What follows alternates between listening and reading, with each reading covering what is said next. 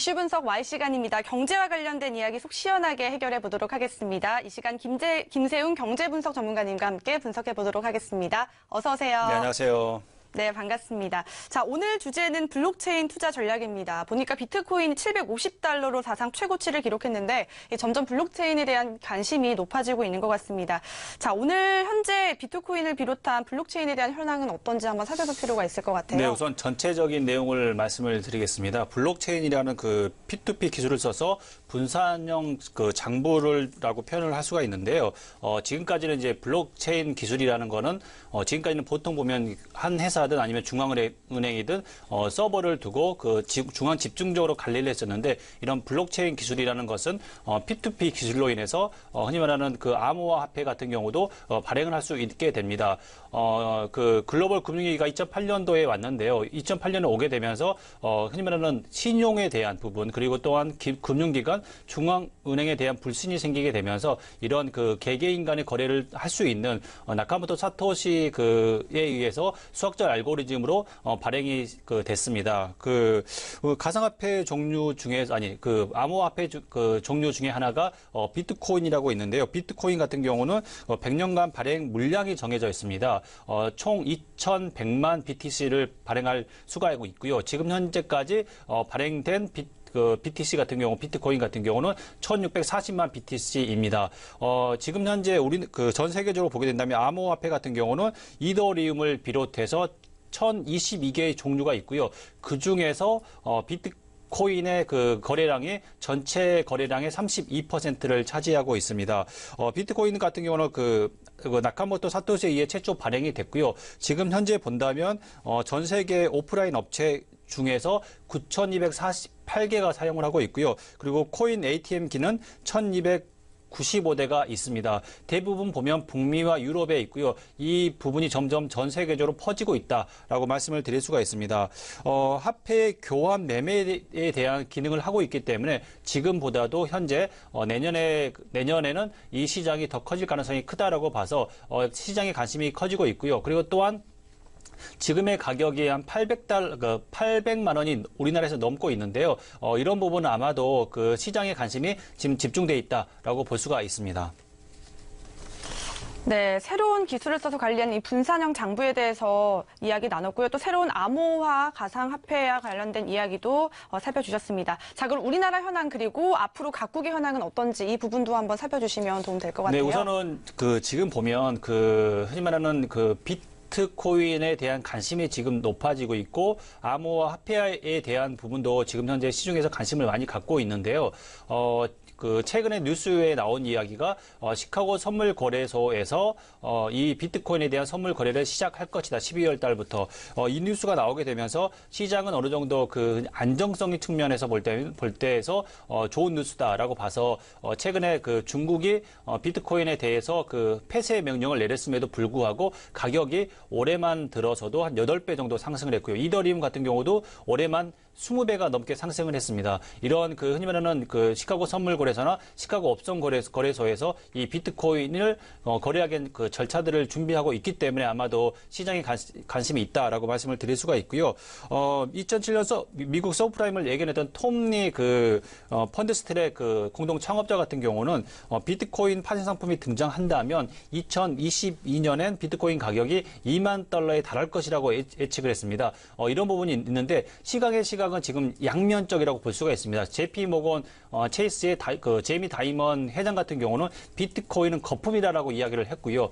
그러나 골드만삭스 쪽에서는 보고서를 통해서 지금 현재 비트코인의 가격이 8,000달러가 넘고 나서 조정을 겪을 것이다라고 이야기를 하고 있습니다. JP 모건 체이스 같은 경우는 커머셜 뱅크이기 때문에 좀 보수적으로 보는 것 같고요. 그리고 골드만삭스는 인베스트 뱅크이기 때문에 좀 공격적으로, 그리고 또한 이런 비트코인을 하나의 투자의 대상으로 보지 않나라고 생각이 들고요. 각국의 현황을 한번 보게 된다면 일본 같은 경우는 지난 4월에 비트코인을 지불수단 중 하나로 인정을 했습니다. 그래서 별도의 감시 기구를 설치를 했고요. 그리고 또 호주 같은 경우는 비트코인을 인정을 하게 되면서 화폐로서 인정을 하게 되면서 가치세를 물지 않게 되고요. 그리고 또 중국 같은 경우는 중국이 지금 현재 그 굉장히 애매한 스탠스를 취하고 있다라고 말씀을 드릴 수가 있습니다.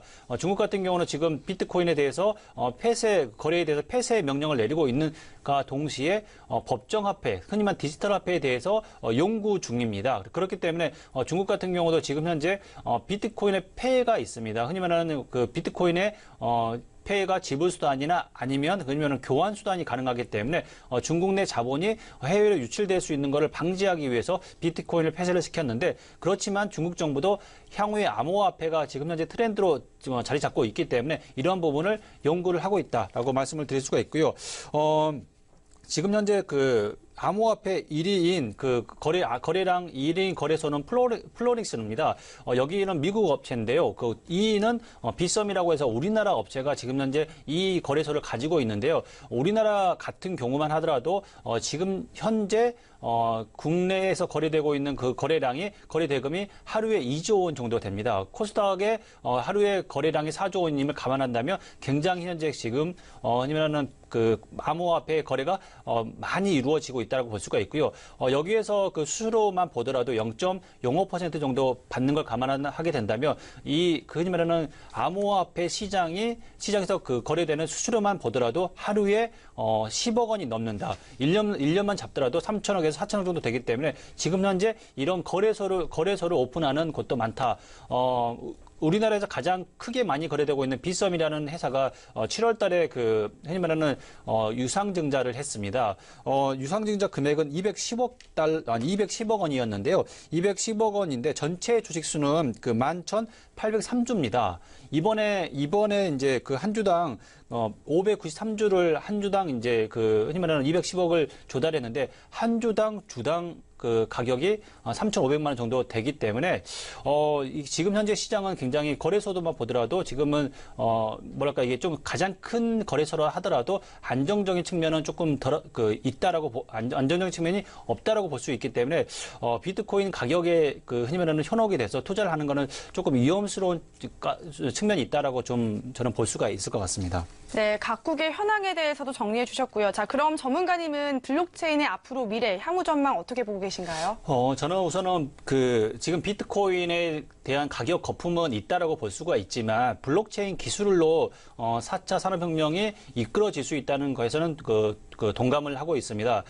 과거 1999년만 하더라도 우리가 이렇게 인터넷을 많은 사람들이 사용할 거라고 생각을 하지는 않았을 겁니다. 그리고 1960년대만 보더라도 그때 당시에 우리나라에서 세금을 많이 내는 사람들 중에 한 사람이 석탄 회사의 회장이었습니다. 그럼에도 불구하고 지금은 석탄 회사의 회장이 우리나라에서 부자 순위에 들어가지 않지 않습니까? 이런 것처럼 시대는 변한다는 거죠.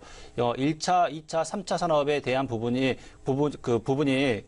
지금 바뀌고 있다. 그렇기 때문에 4차 산업혁명도 아마도 제가 볼 때는 지금 현재 일어나고 있기 때문에 제가 생각할 때는 이런 블록체인 기술이나 아니면 사물 인터넷이나 전기차 이런 부분에 대한 관심을 가져야 되는데 많은 지금 현재 보안 문제나 그리고 또한 흔히 말하는 사기 문제나 이런들이 있기 때문에 지금은 좀 조심스럽게 접근할 필요가 있다. 저는 그렇게 생각을 하게 됩니다. 네, 블록체인과 관련해서 관심이 많이 있을 것 같습니다. 과연 앞으로 어떠한 투자 전략을 가져보면 도움될지 면밀하게 이야기 나눠보는 시간이었고요. 이슈 분석 와입 시간이었습니다. 김세웅 경제분석 전문가님과 함께했습니다. 오늘 말씀 고맙습니다.